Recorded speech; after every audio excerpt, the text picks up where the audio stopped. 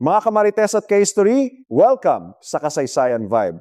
Ako ang inyong residenteng historiador na mahilig mag-spill ng tea tungkol sa nakaraan nating akala mo okay pero hindi pala, at ngayon ay tatalakayin natin ang isang paksang bumabagtas sa ating nakaraan at nagbabanta sa ating kinabukasan.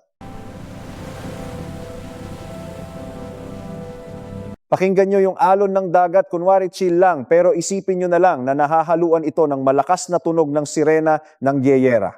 Kung bukas ay biglang mag-upakan tong dalawang nag-uumpugang bato ang Estados Unidos at ang bansang China, saan kaya matatagpuan ang pinakamahalagang fortress sa buong Asia.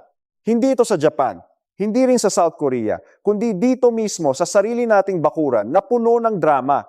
Alam nyo bang ang pinakadulong hilaga ng ating bansa, ang lalawigan ng Batanes, ay wala pang 200 kilometro ang layo mula sa baybayin ng Taiwan?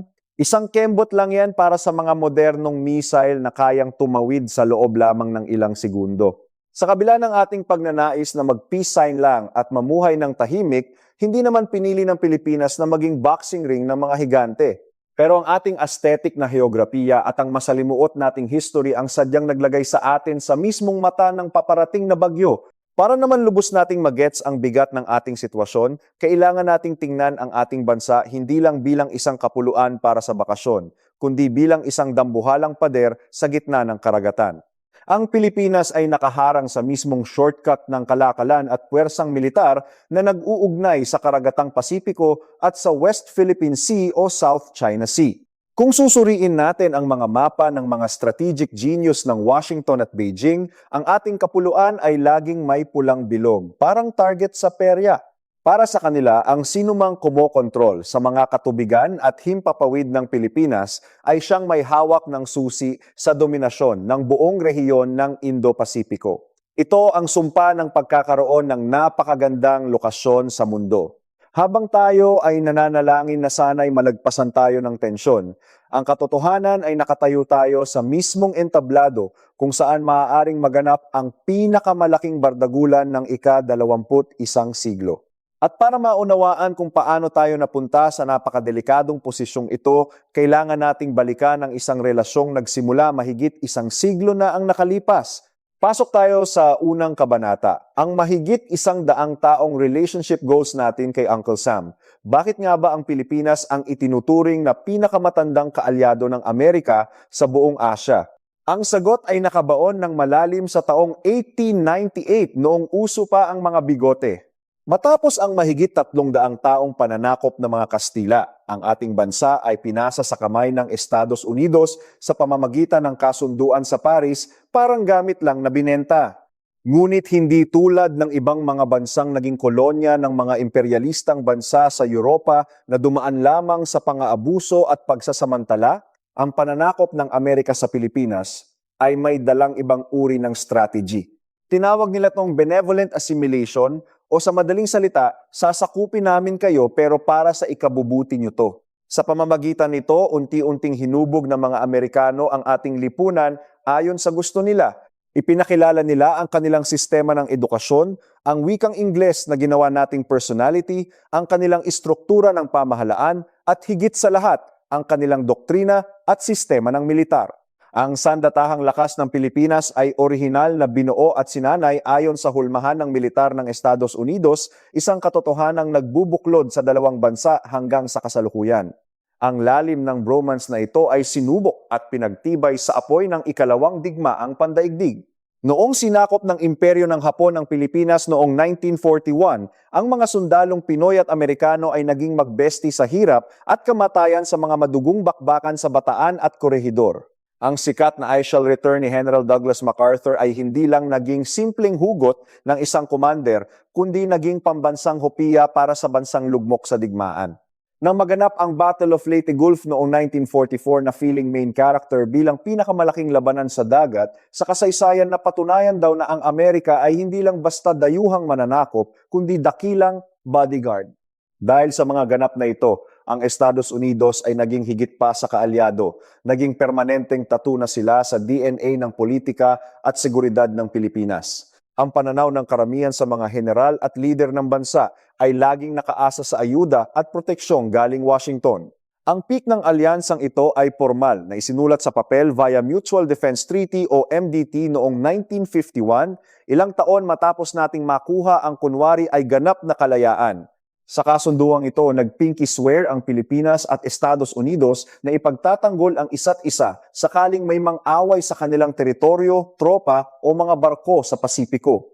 Para sa Pilipinas na noon ay pilit bumabangon mula sa abo ng gulo, ang MDT ay nagsilbing ultimate shield. Nagbigay ito ng ilusyon ng kapanatagan sa ating mga lider na hindi tayo basta-basta lalamunin ng mga komunista noong Cold War. Pero siyempre, parang barya na may kabilang mukha, ang kasunduang ito ay nagsilbiring isang matibay na tanikala. Isang lubid na nagtali sa kapalaran ng Pilipinas sa bawat galaw, bawat desisyon at bawat laro ng kapangyarihan ng Amerika sa buong rehiyon ng Asia-Pasipiko. Ang ating kaligtasan ay naging nakadepende sa mood at interes ng isang dayuhang amo. Lipat tayo sa ikalawang kabanata, ang pag-flex ng ating higanteng kapitbahay. Sa pagtatapos ng Cold War noong dekada 90, nagkaroon ng malaking pagbabago sa ihip ng aircon sa Pilipinas. Dahil sa pag-aalboroto ng Bulkang Pinatubo at sa biglang pag-usbong ng nasyonalismo sa bansa, ibinoto ng Senado na palayasin na ang mga base militar ng Amerika.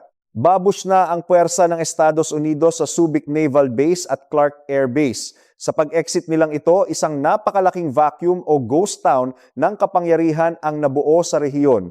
Ang Pilipinas, na matagal na umasa sa Amerika para sa depensa, ay naiwang may vintage na hukbong pandagat at panghimpapawid na isa sa pinakamahina sa buong Timog Silangang Asya. At sa kalikasan ng geopolitika, walang pwestong naiiwan na bakante ng matagal. Habang ang Amerika ay busy sa Middle East at Europa, isang natutulog na dragon ang dahan-dahang dumilat, ang bansang China, na dati ay chill lang sa pagpapalago ng ekonomiya, ay nagsimulang tumingin sa karagatan para mang-angkin. Yung dating pa-humble strategy ng China na itago ang lakas at maghintay ng tamang panahon ay unti-unti nang nag-evolve. Amoy na amoy nila ang pagiging weak ng Pilipinas at ang pagkawala ng presensya ng Amerika bilang isang golden opportunity para sa mga oportunista. Dito na nagsimula ang pag-aura ng China papunta sa ating karagatan. Noong 1995, na-shock ang buong Pilipinas nang madiskubre ang mga istrukturang itinayo ng China sa Mischief Reef o Panganiban Reef na nasa loob mismo ng ating exclusive economic zone. Noong una, todo gaslight ang Beijing na ang mga ito ay simpleng silungan lang daw para sa kanilang mga mangingisda. Pero sa paglipas ng mga taon, ang mga shelter na ito ay naging mga full-blown military facilities. Isang napakalaking sampal sa face ng soberanya ng Pilipinas. Ang insidenteng ito ang unang pasabog na hudyat na ang China ay hindi na lang basta power sa lupa. Desidido na silang angkinin ang buong West Philippine Sea base sa kanilang ilusyong 9-dash line na wala namang basehan sa internasyonal na batas. Lalo pang naging toxic ang sitwasyon noong 2012 sa naganap na standoff sa Scarborough Shoal o Panatag Shoal. Matapos ang ilang linggong titigan challenge sa pagitan ng mga barko ng Pilipinas at Sina, napilitang umatras sa mga puwersang Pilipino dahil sa isang napagkasunduang pag-atras na syempre hindi sinunod ng kabilang panig isang classic na budol. Ang resulta, tuluyang nasakop ng China ang Scarborough Shoal na dati ay tambayan ng mga mangingisdang Pinoy na sobrang lapit lang sa Zambales. Dito talaga naramdaman ng Pilipinas ang matinding emosyon ng pagiging helpless. Paano nga naman lalaban ng isang bansang may mga barkong antik pa mula noong World War II laban sa dambuhala at modernong armada ng China? Para mga kabute na biglang sumulpot ang mga dambuhalang artipisyal na isla ng China sa mismong dagat na atin naman talaga. Dito na tayo papasok sa ikatlong kabanata. Ang delikadong laro ng pagbalanse o ang tightrope walking ng ating mga leader politikal. Dahil sa epic fail ng nakaraang administrasyon na pigilan ang China sa Scarborough, nagkaroon ng radikal na plot twist noong 2016 sa pag-upo ni Pangulong Rodrigo Duterte. Imbes na manindigan kasama ang Amerika, pinili niyang i-ghost ang Washington at buksan ang mga pinto ng Malacanang para sa Beijing. Isang garapalang pagtatapat ng pag-ibig sa China ang kanyang ginawa kapalit ng mga pangako ng bilyon-bilyong dolyar na investment para sa kanyang programang Build, Build, Build. Pagkatapos ng 6 na taong pagyuko sa Beijing, yung mga pangakong investment na aabot sana sa 24 na bilyong dolyar ay nanatiling drawing lang sa papel. At ang mas masakit, habang nakikipag-shake hands ang mga opisyal natin sa mga leader ng China sa loob ng mga palasyo, ang mga simpleng mangingisda natin sa West Philippine Sea ay patuloy na tinataboy, hinaharas, at ninanakawan ng kabuhayan ng mga dambuhalang barko ng Chinese Coast Guard at Maritime Militia. Umupo bilang Pangulo si Ferdinand Marcos Jr. Dito na nangyari ang isang hindi inaasahang plot twist sa kasaysayan, isang 180-degree pivot, ang pagbabalik sa yakap ng lumang kaalyado. Mabilis na ni-repair at pinatibay muli ng kanyang administrasyon ang ugnayan sa Washington. Ang pinakamalaking move na ginawa niya ay ang pagbubukas ng 4 pang base militar ng Pilipinas para magamit ng mga puwersang Amerikano sa ilalim ng EDCA. Sa gitna ng bakbakan ng dalawang dambuhalang bansa, ang pagiging neutral o walang kinikilingan ay minsan nagiging isang napakadelikadong ilusyon, lalo na kung wala ka namang sariling kakayahang ipagtanggol ang sarili mo. Para maprotektahan ang natitirang soberanya sa dagat, kailangan ng Pilipinas ng isang malakas na backer na kayang tapatan ang puwersa ng China. Para magets nyo ang big picture, kailangang himayin ang pakul na konseptong militar na First Island Chain o ang unang kadena ng mga isla. Para sa mga feeling genius na strategist ng Amerika, ang linyang ito ay isang natural na bakod, isang harang para hindi makaporma ang puwersang pandagat ng China sa malawak na Pasipiko. Kapag ang Pilipinas ay kumalas sa kanilang impluensya o kung tuluyan ng makontrol ng China ang ating mga base at dagat, game over na ang pagiging bida ng Amerika sa Asia. Ang pagkawala ng Pilipinas ay nangangahulugan ng pag-atras ng mga kano pabalik sa Hawaii o Guam, isang plot twist na hinding-hindi nila hahayaang mangyari. Para sa mga bossing sa Beijing, ang Pilipinas ang pinakamalaking tinik sa lalamunan ng kanilang ambisyong maging hari ng karagatan. Kung makokontrol lang nila ang mga dagat sa paligid natin, lalo na ang Bashi Channel sa Hilaga at ang buong West Philippine Sea sa kanluran, sa wakas ay mababali na nila ang kadena. Para sa China, ang Pilipinas ang gate na kailangan nilang gibain para matupad ang pangarap nilang maging bida sa dagat. Dahil sa banggaan ng mga interes na ito, hindi na nakakapagtaka na ang Pilipinas ang bida sa pinakamainit na tensyong militar sa buong planeta. Ang bansa natin ngayon ang nagsisilbing dakilang naval anchor ng Amerika, habang sabay na nagiging pambansang harang sa pangarap ng Tsina na maging bagong imperyo. Araw-araw nating nasasaksihan ang mga gray zone tactics na ito na parang laro lang para sa kanila. Nandiyan ang pagtrip sa ating Coast Guard gamit ang mga military-grade laser, ang walang katapusang paligo sa ating mga resupply boat gamit ang water cannon sa Ayungin Shoal, at ang walang tigil na pangbubuli sa BRP Sierra Madre, ang ating pambansang kalawang na tanging simbolo ng ating paninindigan sa gitna ng dagat. Ang bawat gulo sa karagatan ay hindi lang simpleng away sa isda.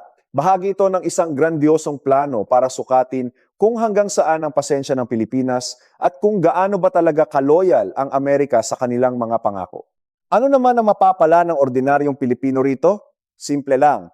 Hindi na tayo hamak na audience lang na nanonood sa gilid ng entablado.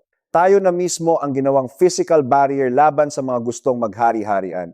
Ang mga desisyon natin kung saan itatayo ang mga base militar, kung paano tayo sasagot sa mga bastusan sa dagat, at kung sinong kaalyado ang kakapitan ay hindi lang usapang seguridad, kundi pwedeng magdikta sa takbo ng kasaysayan ng buong mundo.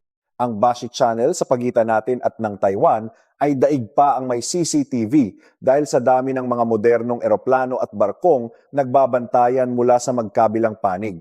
Isang maling galaw, isang aksidenteng banggaan o isang maling kalkulasyon ng mga kapitan, pwedeng maging mitsa na yan na magpapasiklab sa ikatlong digmaang pandaigdig.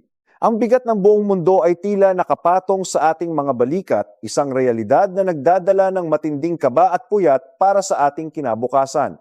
Para naman kunwari ay handa tayo sa mga ganitong eksena, ang AFP ay kasalukuyang dumadaan sa isang bonggang transformation.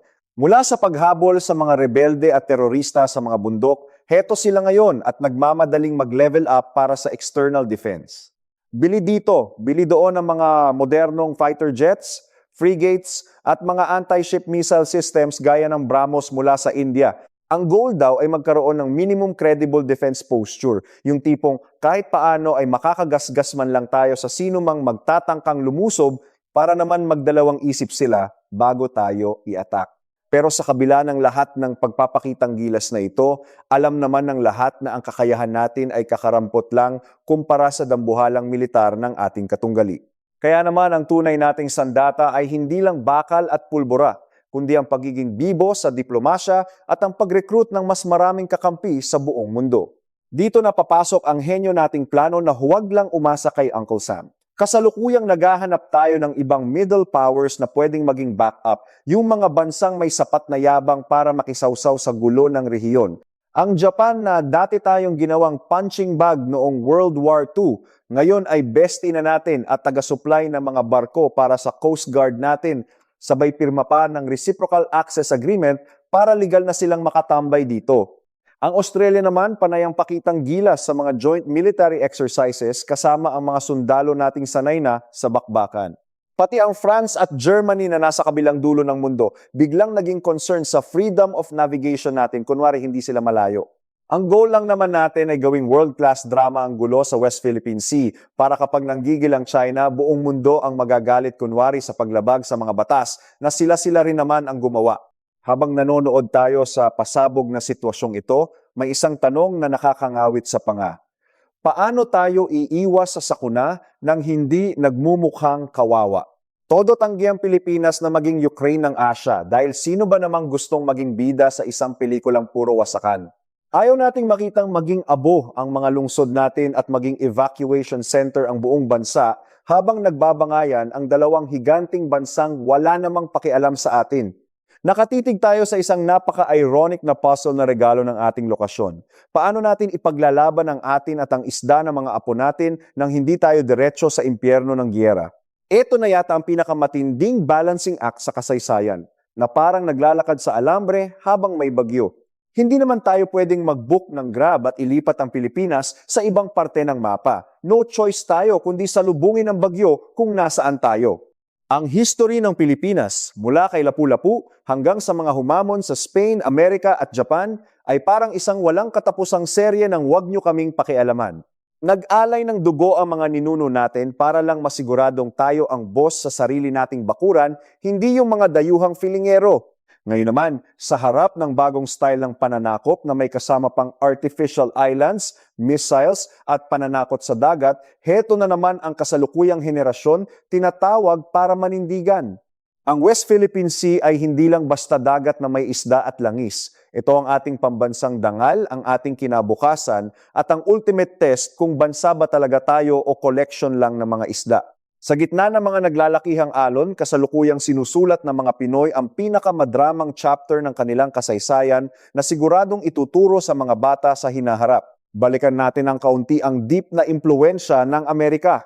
Pagkatapos ng digmaang Pilipino-Amerikano na nag-iwan ng malalim na sugat sa ating lahi, ang mga Amerikano ay gumamit ng mas aesthetic ngunit mas epektibong paraan ng pagkontrol. Sa pamamagitan ng pagpapadala ng mga gurong tinawag na Tomasites na brainwash ang mga Pilipino sa kultura at pananaw ng kanluran.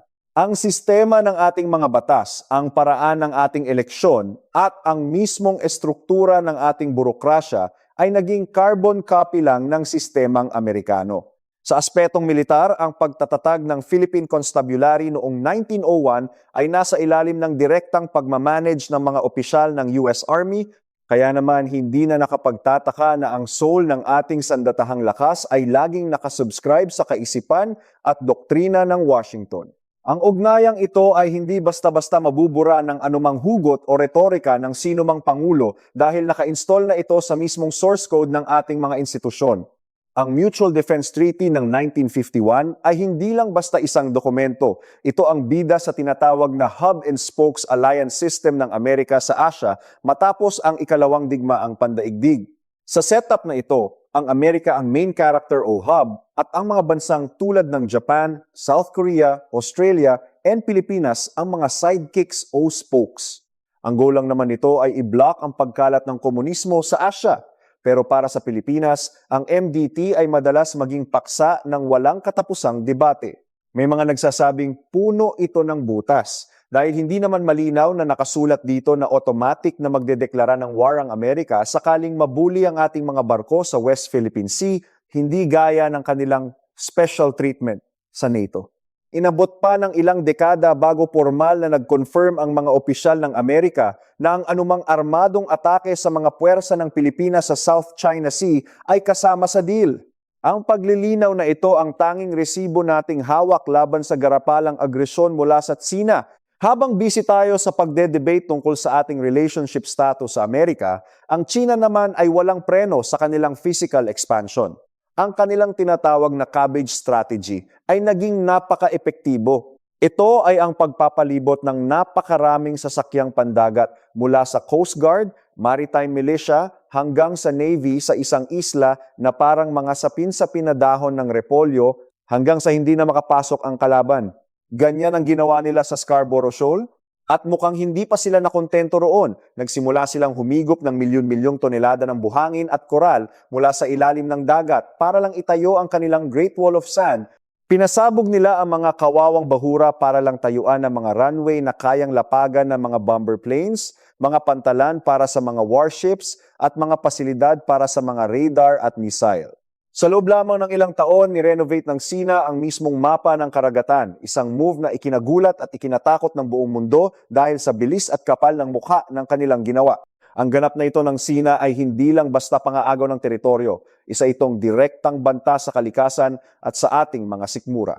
Ang mga bahurang winasak nila ay ang mga nursery o paitlugan ng mga isda na nagpapakain sa buong rehiyon. Bukod pa rito, pinakita ng Beijing na handa silang isin zone lang ang international law.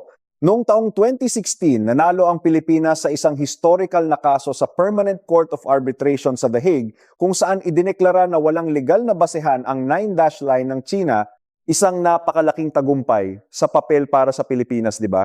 Pero paano mo naman ipapatupad ang isang desisyon ng korte laban sa isang bansang may pinakamalaking navy sa mundo at sadyang hindi kinikilala ang nasabing desisyon? Tinawag lang itong piraso ng basurang papel ng China. Dito napatunayan na sa mundo ng geopolitics, ang batas ay nakasandal lang sa lakas para masunod. Siyempre, dedma ang China sa desisyon ng Arbitral Tribunal, kaya yung yakap sa Beijing ni Duterte naging yakap ng kamatayan para sa atin. Todo effort siyang makipag-freni, pero ang China walang preno sa pagiging agresibo. Ginamit lang nila ang pagkakataong ito para mas lalong sakupin ng atin habang ang gobyerno natin parang estatwa na takot magprotesta. Malinaw pa sa sikat ng araw na para sa Beijing, ang diplomasya at pautang ay mga pampatigil iyak lang habang dahan-dahang kinakamkam ang ating teritoryo. Yung tinatawag na debt trap diplomacy ay panakot lang sana. Pero ang totoo, hindi man lang tayo nabaon sa utang dahil puro drawing lang ang mga pinangakong proyekto. Ang ending, na-ghosting tayo at nasayang ang napakahalagang oras na sana'y ginamit para magpalakas kasama ang mga totoong kaalyado. Pagpasok ni Marcos Jr., sinalo niya ang bigat ng pag-aayos sa sirang diskarte ng nakaraan. Yung pagpapalawak ng EDCA sites, hindi lang yan pabor para sa Amerika, diskarte yan para sa sariling kapakanan. Sa pagpayag na mag-imbak ang Amerika ng gamit at mag-ikot ng tropa malapit sa Taiwan at West Philippine Sea, ginagawa nating human shield ang ating bansa. Alam ng China na kapag ginalaw nila ang mga pasilidad natin na may presensya ng kano, automatic na giyera yan laban sa Estados Unidos. Ito ang tripwire o ang mitsa na nagpapakaba sa Beijing bago sila gumawa ng mas malalang hakbang. Pero siyempre, may kapalit ang lahat. Dahil tayo ang host ng mga basing ito, ginawa nating target ang ating mga sarili. Kapag nag-upa ka na dahil sa Taiwan, asahan mong ang mga base sa Pilipinas ang unang makakatikim ng mga regalo na missile mula sa Tsina. Kaya naman yung konsepto ng First Island Chain na yan, hindi lang yan teorya, kundi usapin ng kung mabubuhay pa ba tayo o hindi. Ang Pilipinas daw ay parang isang unsinkable aircraft carrier, isang barkong tagadala ng eroplano na hindi lumulubog pero tayo ang nakasakay. Ang haba ng baybayin natin sa South China Sea ay perfect spot para maging CCTV na nakatitig sa bawat galaw ng mga barko ng kalaban. Yung mga isla natin sa Batanes, sila ang bantay sa Bashi Channel, ang exit door ng mga nuclear submarine ng China papuntang Pasipiko. Kapag hindi tayo nakipag-collab, mapipilitan ng Amerika na lumaban mula sa malayo na parang nag-LDR na mabagal ang reply at mahina ang puwersa. Ang lupa natin ang mismong stage kung saan ididisenyo ang script ng gyera. Tayo ang tulay para sa depensa, pero tayo rin ang pader na unang babanggain ng mga mananakop. Alam na alam yan ng China, hindi sila pinanganak kahapon. Kaya naman ang laro nila ay tinatawag na anti-access, area denial o A2AD.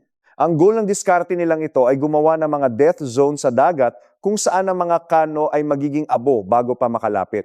At paano nila gagawin yun? Siyempre, naglatag sila ng mga long-range anti-ship missiles gaya ng carrier killer na DF-21D sa kanilang mga baybayin at sa mga islang gawa-gawa lang nila. Kung titingnan mo ang abot ng mga missile na ito, congrats, sakop nito ang buong Pilipinas. Ibig sabihin, bago pa man magsimula ang totoong bakbakan sa Taiwan, kailangan muna tayong patahimikin ng China para hindi tayo makasagabal. Damay tayo sa gulo automatic sa sandaling magpaputok ang magkabilang panig, hindi dahil sa gusto nating sumali, kundi dahil tayo ang nakaharang sa daanan ng mga bala. Tingnan nyo naman ang araw-araw na teleserye sa Ayungin Shoal at sa iba pang mga bahura sa West Philippine Sea. Ang mga supply mission ng Pilipinas ay hinaharap ng dambuhalang armada ng China na parang laging may pag-grand entrance.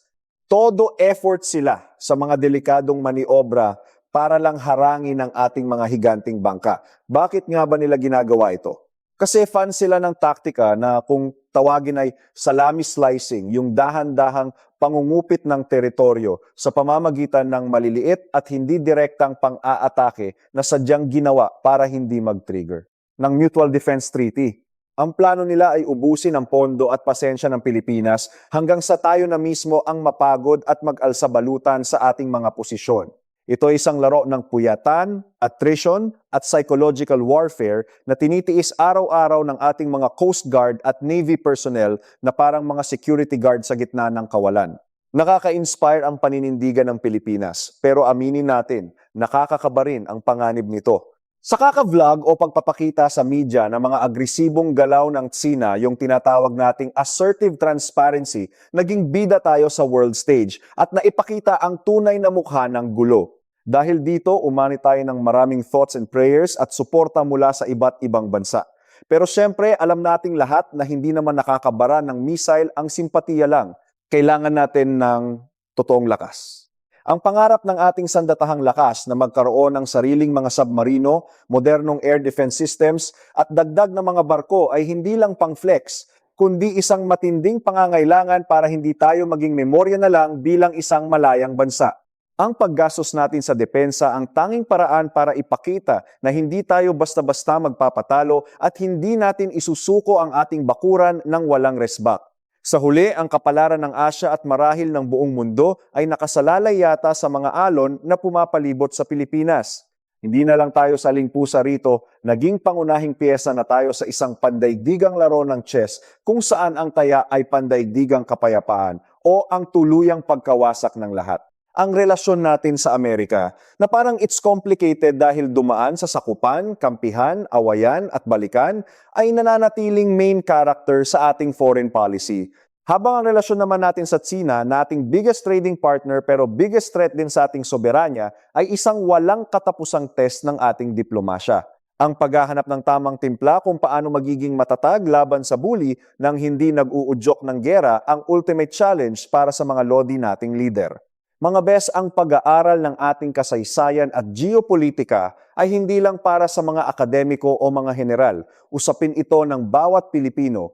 Ang bawat isdang kinukupit sa ating dagat, ang bawat bahurang ginigiba at bawat pulgadang teritoryo na inaagaw ng iba ay direktang sampal sa ating kinabukasan at sa kinabukasan ng ating mga anak.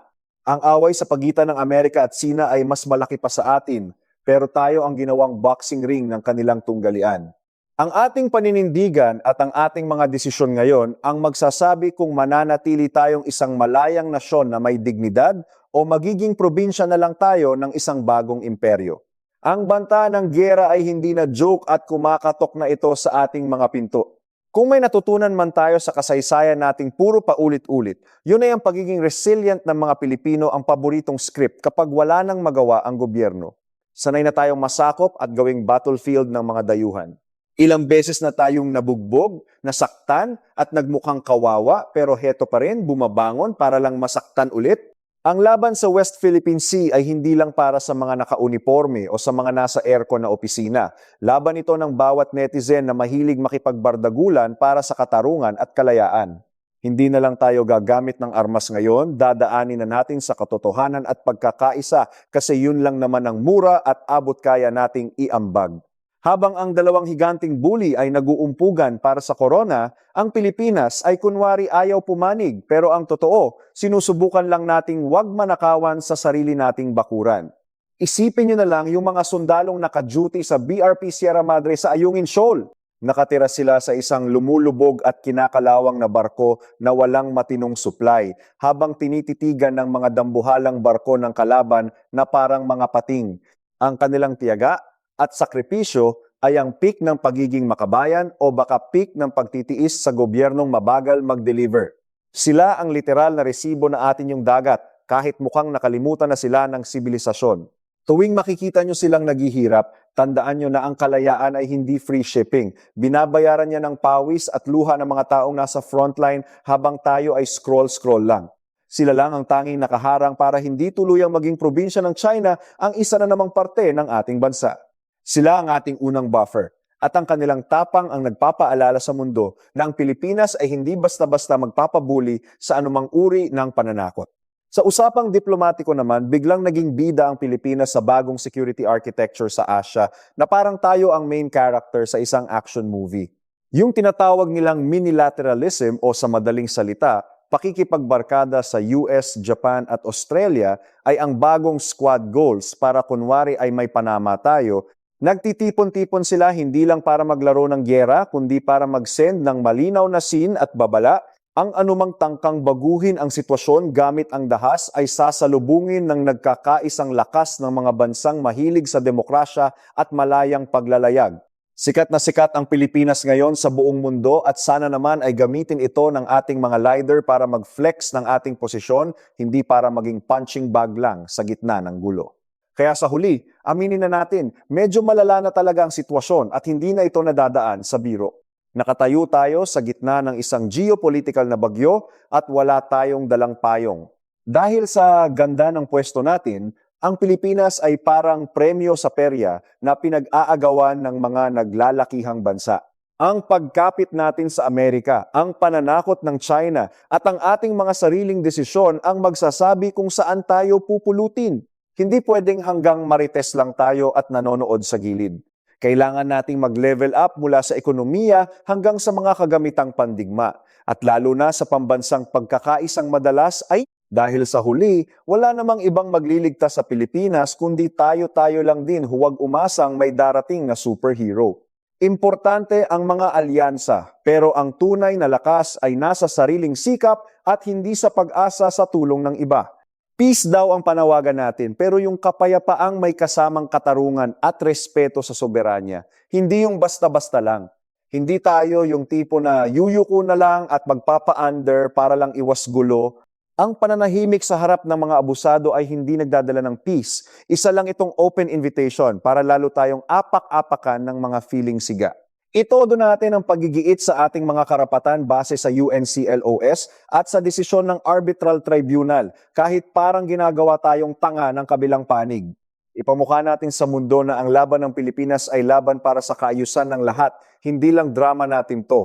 Kung hahayaan lang ng mundo na basta-basta ang kinin ng isang dambuhalang bansa ang dagat ng maliit niyang kapitbahay, wasak ang buong sistema ng international law at babalik tayo sa panahon na kung sino ang may malaking muscle, siya ang laging tama. Haharapin natin ang future na may kunwaring tapang at determinasyon kahit medyo nginig. Bawat batch ng mga Pilipino ay may kanya-kanyang serye ng gyera na kailangang pagdaanan. Para sa mga ninuno nating pagod na, ito ay ang paglaya mula sa mga Kastila at Amerikanong feeling owner ng ating lupa. Para sa ating mga lolo at lola, ito ay ang pagtindig laban sa kalupitan ng mga Hapon. At para sa atin ngayon, ang ating battlefield ay nasa gitna ng dagat. Ito ang pagtatanggol sa West Philippine Sea na pilit kinakamkam ng mga bully. Ito ang pagpapanatili ng ating dignidad bilang bansa laban sa pananakot ng isang dambuhalang kapitbahay. Ang kasaysayan ng Pilipinas ay ang kasaysayan ng mga pakikibaka at bardagulan para sa karapatang magpasya para sa ating sarili. At sigurado ako, hindi natin bibiguin ang mga ninuno nating nagbuwis ng buhay para lang tayo ay maging malaya. Tandaan natin ang mga linyang ito. Ang kasaysayan ng Pilipinas ay kasaysayan ng mga pakikibaka para sa karapatang magpasya sa sarili. Ang kasaysayan ng Pilipinas ay ang kwento ng ating walang sawang pakikipag-away para sa sariling pagpapasya. At ngayon, sa gitna ng mga nag-aalboroto at mapanganib na alon ng West Philippine Sea, ang mga Pinoy ay patuloy na sumusulat at humuhubog sa pinaka-intense at pinaka-kritikal na kabanata ng kanilang buhay bilang isang bansa. Muli, ako ang inyong kasamang historiador mula sa Kasaysayan Vibe na mahilig mag-spill ng tea. Maraming salamat sa inyong panonood at pakikinig sa aking mga hanash. Patuloy nating kalkalin ang nakaraan para hindi tayo magmukhang ewan sa ating kinabukasan. Hanggang sa muli nating pagkikita, mabuhay ang Pilipinas kung kaya pa.